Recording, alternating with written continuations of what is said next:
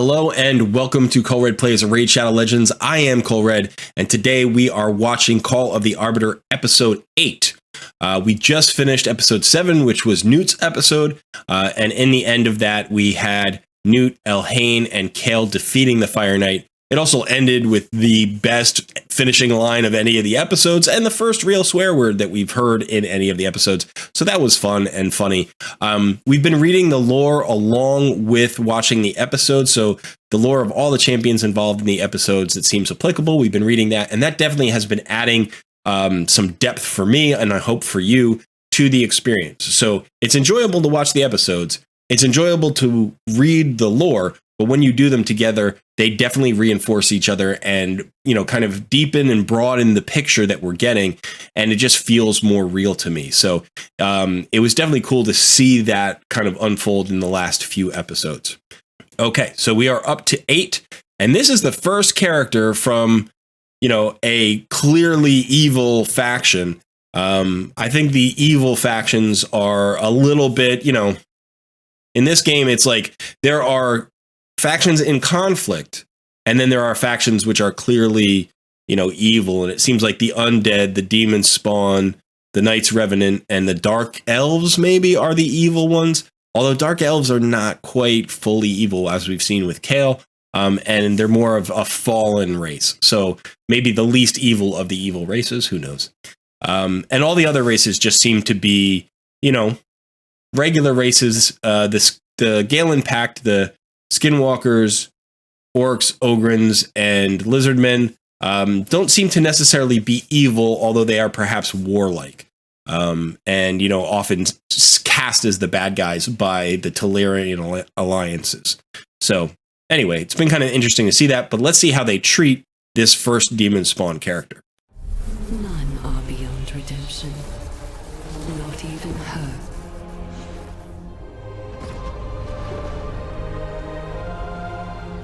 So again, the opening is kind of interesting. There's always a line about the character that the Arbiter gives us. So none are beyond redemption, not even her. So I'm assuming she's speaking about Alure. So when she says redemption, you know, that means something. That means some kind of, you know, moral, ethical, spiritual, you know, change from whatever forces are opposing Lumaya, from this from following Siroth's, you know, commands to turning back towards the good side. So let's see how that works. Alure, will you answer the call?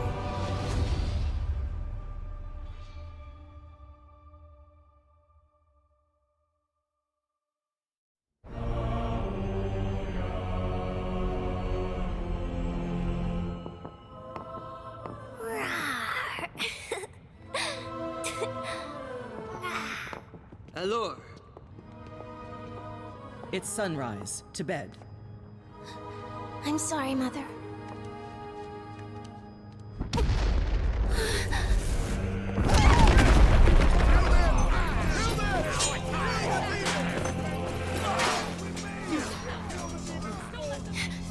Humans!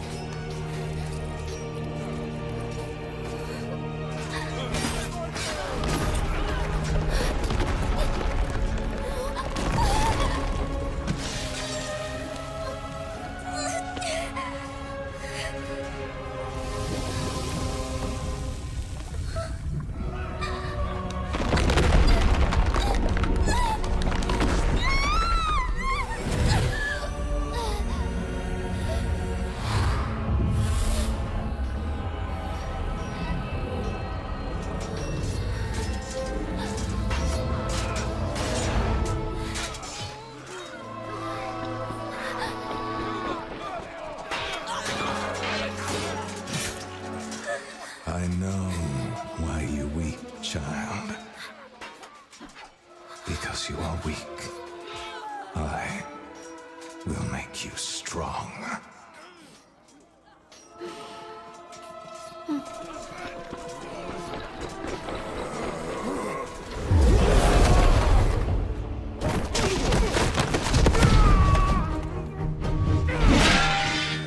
Do try to keep up.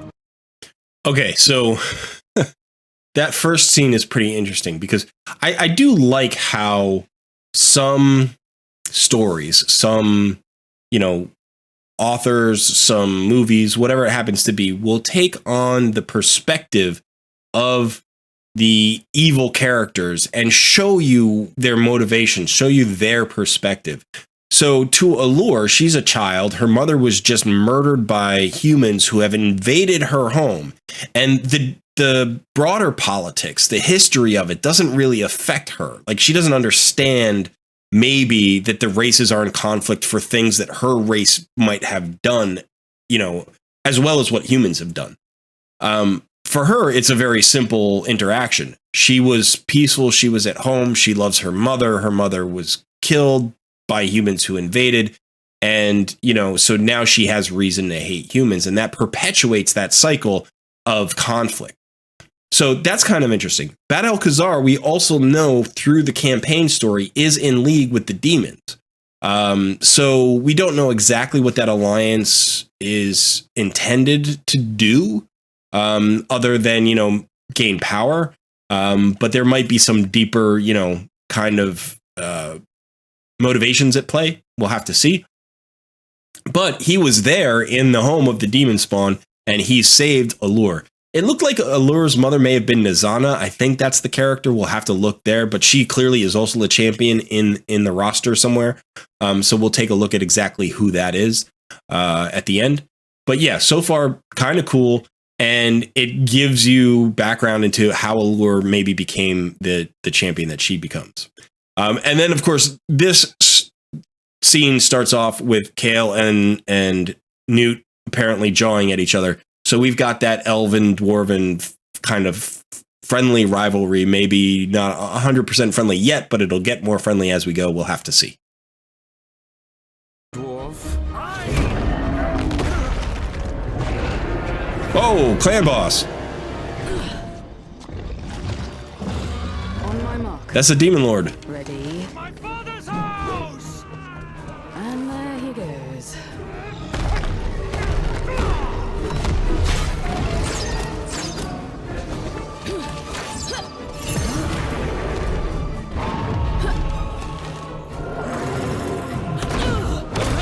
Ooh.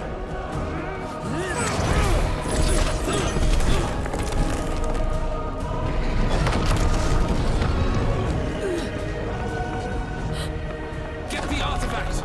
It is all that matters!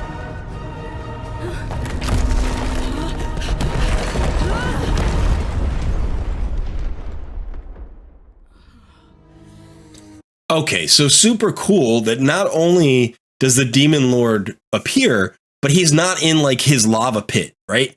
And then he gets knocked into the lava pit and he looks just like the demon lord in the game, the clan boss that you fight every day. So super cool to see that. Obviously, this one didn't have an affinity. He wasn't like blue or red or green or whatever. He was just sort of the demon lord. I wonder if we'll get more story as to why they're, obviously they're looking for the Arbiter's other artifacts, but why the demon lord is there, who he is, what he is about. It's kind of interesting that they skipped over, say, the dragon and the ice golem, and they went right to the clan boss. I would have also liked to see like Athel and Gaelic show up, and it would have been, a bigger fight, because you always bring 5 champions to the clan boss, right? So there would have been 5 champions there with Newt. Although Yizzo might also be with them, so that would be 6, which would be too many. But, are we going to see the Hydra clan boss now? That's what I'm starting to think about. I'm starting to get excited about this. So that was a very cool fight scene.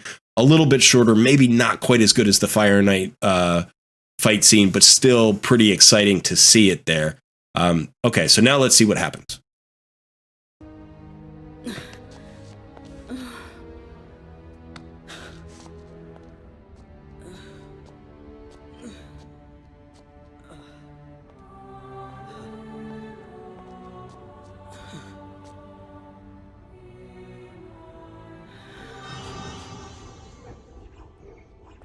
That's kind of cool.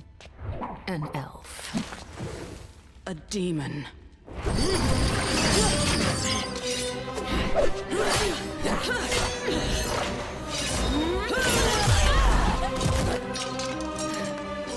Wait! The blade! It's cursed!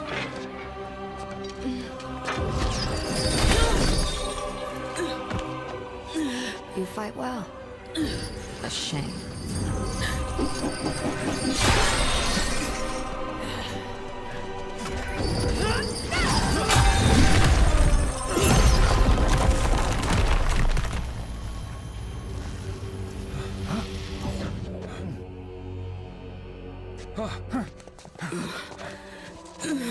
Who was that? Whoever she was, she's in the service of Bad El-Khazar. Kale, she took the sword. He has it. And there's nothing to stop him now. Okay, so couple of interesting wrinkles right there. One, somebody else is pursuing the artifacts, right? So Bad El-Khazar is maybe pursuing the artifacts. Does he want to prevent the Arbiter from being brought back into the world? Does he want the power of the artifacts for some other reason? We don't know yet. Alure is clearly in his employ. I don't know how Elhain knew it. I don't know if there was a telltale sign of it. But she clearly knows who Bad El-Khazar is. And it seems like Kale probably also knows who Bad El-Khazar is. Now, Bad El-Khazar, we know from the lore, is the leader, the Grand Master or something of the Mage City of Ireth. So he may just be known, you know, like worldwide as a monarch. But we don't know if he is also known as a necromancer, like that he's evil. But clearly Elhain knows that he's not a good guy. So let's see what happens here.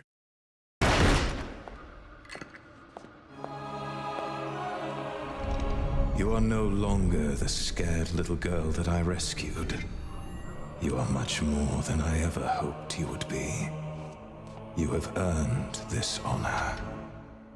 My lord.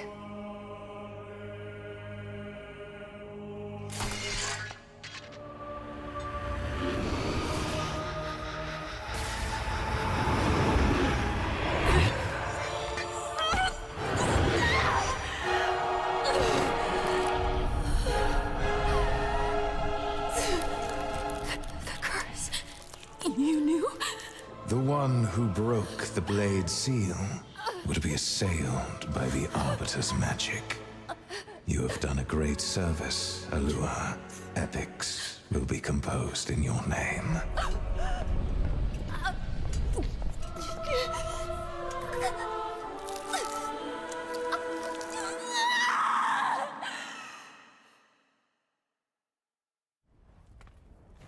Okay, cool. Let's look at the demon spawn, though. So we have Alure, and we had Alure's mother, who I'm pretty sure was Nizana, right? Because the other one I was thinking is she might have been Infernal Baroness, but I'm pretty sure it was Nizana, right? That's the character that we saw. So let's go ahead and read her champion lore.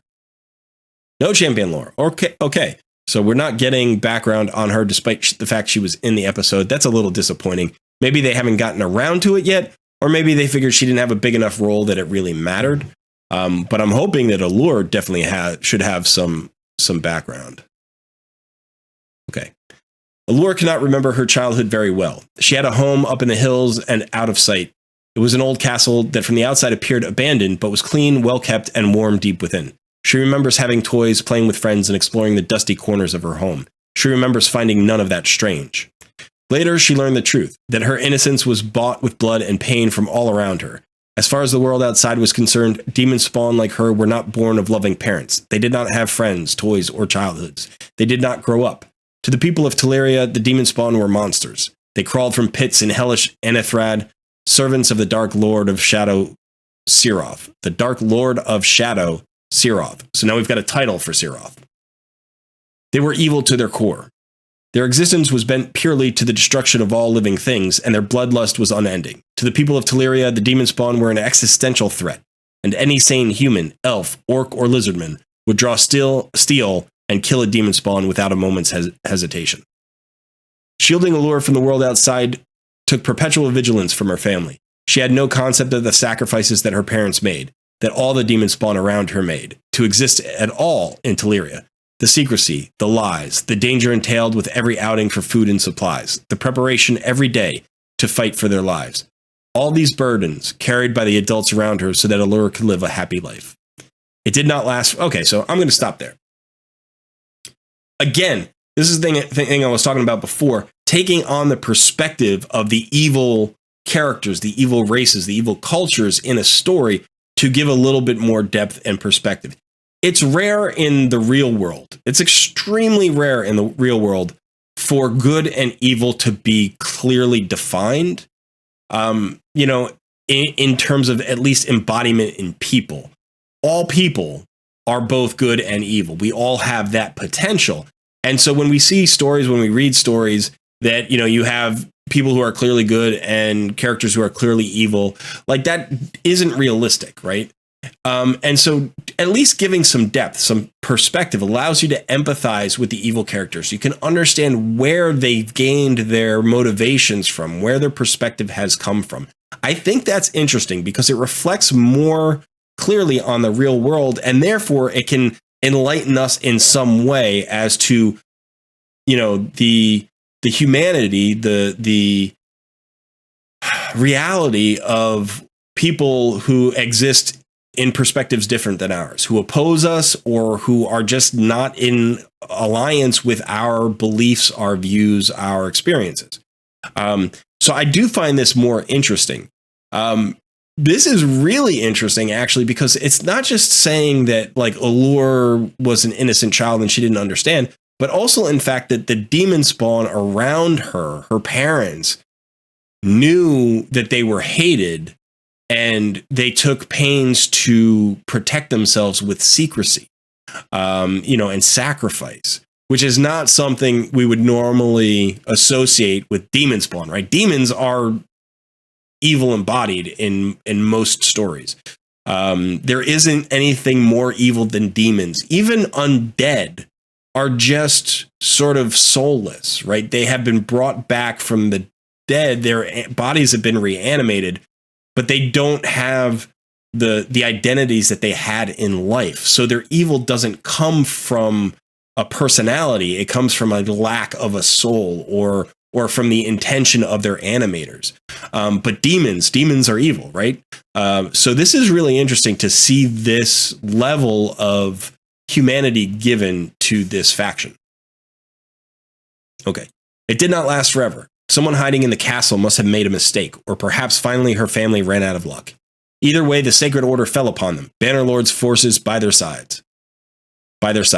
Alure was the only survivor, and she would not have been if it had not been for the actions of Bad Alcazar. Alure never learned why he came to the castle. She knew, however, she had been moments from death, and that it was Khazar's hand that saved her. And it was that hand which led her to safety. She could not help but look past his terrifying visage, for she saw in him a protector. He promised to make her strong. After she witnessed the slaughter of her family, how helpless her defenders had been, strength was the only thing she wanted. And so Khazar gave Alure strength. While their relationship lacked the warmth that she grew up with, Alure did not resent the lack.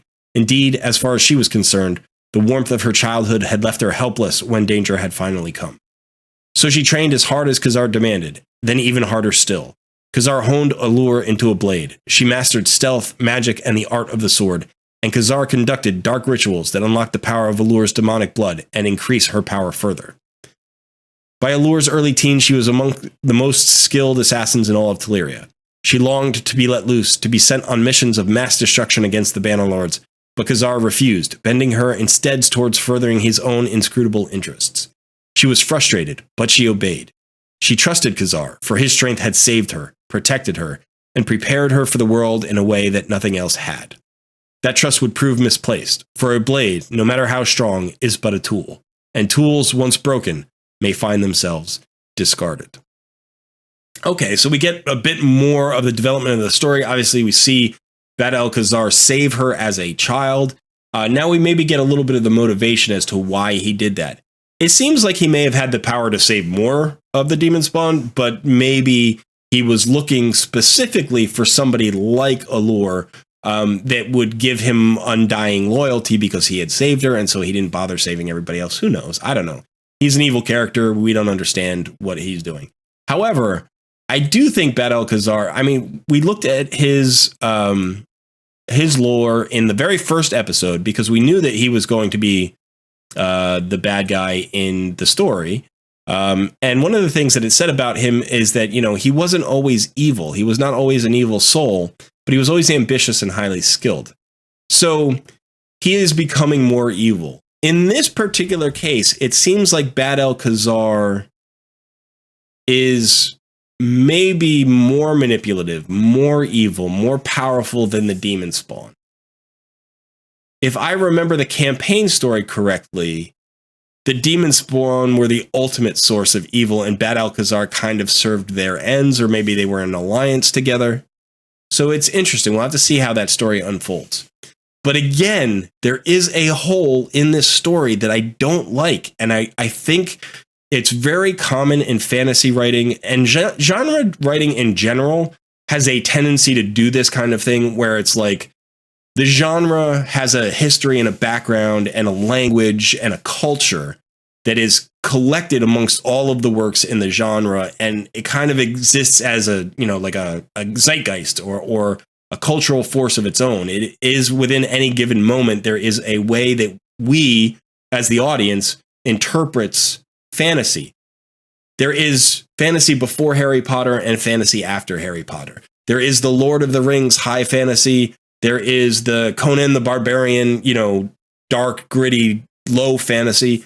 And each of these pieces informs, what comes next. And then those pieces inform what comes after that. And we see this all collectively. And so as a result, writers sometimes just don't write all that much. They're just kind of like, yeah, you know what's going on. And that's what it feels like here. I hate, I will say it. I don't like to use that word, but I really dislike when bad guys do bad things that hurt their own ambitions simply because they're bad guys. Bad Alcazar spent years, decades maybe, grooming Alure to be his right-hand assassin, right? She has undying devotion to him. And then he betrays her and just kind of tosses her aside. And he's like, listen, that's what it was all about in the first place. First of all, if she's a valuable tool, why ruin it if you don't have to? You can have somebody else release the seal on that sword. It doesn't have to be Alure, right? You can just hand it to another person and be like, hey, it's going to be you. And then that person who is much less valuable than Alure breaks the seal, gets cursed, and then he goes to Alure, hey, I saved you from that. And that's going to make her more loyal, and it's going to continue to allow her to be a strong and willing tool for his purposes. So he basically threw all that away for what? Because he's evil. Because he had to betray her in order for her story to progress and for her to be redeemed somehow by the Arbiter or the forces of good or Lumaya or whomever. So that feels like lazy writing. It feels like lazy writing. It's not realistic. And if Bad Alcazar is this genius, which he's supposed to be, he wouldn't do this. It just doesn't make sense just because he's a bad guy, right? If he betrays her, it would be for something really like insidious. Like he raised her for, 20, 30 years in order to get her, to betray the secrets of the demon spawn to him somehow, or something like much more purposeful, So I don't know. That just feels like lazy writing to me. That being said, cool episode. I like the depth that they're giving the demon spawn in this episode and with this champion lore, not this champion lore, but Alure's champion lore. So that's very cool. And I hope that they continue to do that. I really like when we get to see both sides of a conflict, because I think the good versus evil thing, when it's just black and white, is tired and old. And we've seen it so many times and it's not that interesting. So I think it's cool that we get to see these characters from other factions who are now more nuanced, right? And we can maybe empathize. We can sympathize with these characters from different factions and maybe see a bit of ourselves in those factions. And so when we play a lizardman, when we play a demon spawn, it's going to feel more immersive. We're going to be able to say, yeah, I'm happy to be playing a lizardman because like Yizzo is such an interesting character. He's an artist and he's got a sweet heart, and he's still a crazy badass lizard with the metal claw as a hand, which makes him this powerful warrior, but he's also these other things. And so having that extra depth, I think is definitely appealing to me as a player. And it's probably the best thing that's come out of the Call of the Arbiter series and the lore that's in game, is experiencing that and then it changing my perspective on the champions. I was a little bit worried at the outset of this series that I wouldn't like the treatment of the champions and when it would actually ruin my immersion in the game. But in fact, I'm finding it to be the opposite. It is improving my attachment. It is increasing my attachment to these characters.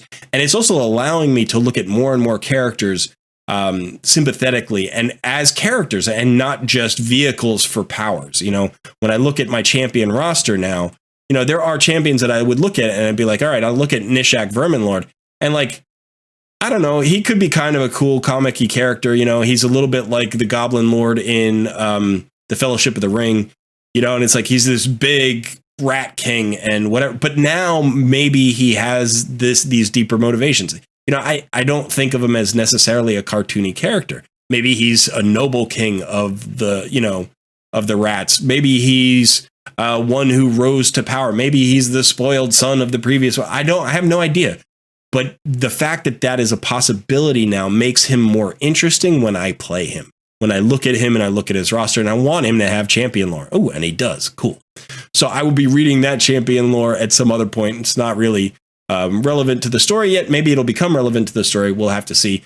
But I'm going to be looking at the champion lore more and more for basically every champion I own now, because I want to know their stories. And that's something that the Call of the Arbiter series has definitely helped with. Is like I've always wanted to know the stories, but now I'm really motivated and passionate about hearing what these stories are and getting to understand the characters on a deeper level. So that's been cool. Hey, red dots. All right. Anyway, thanks for hanging out. Thanks for watching episode 8 with me. We only have 2 more episodes to go. We'll hit them both tomorrow. I hope you've been enjoying the series. I hope you've watched the earlier videos. If you haven't, there will be cards at some point up here at the end of the video for you to click on so you can go watch that playlist. All right, I've been Colred. Thanks for hanging out. I will see you in another video soon.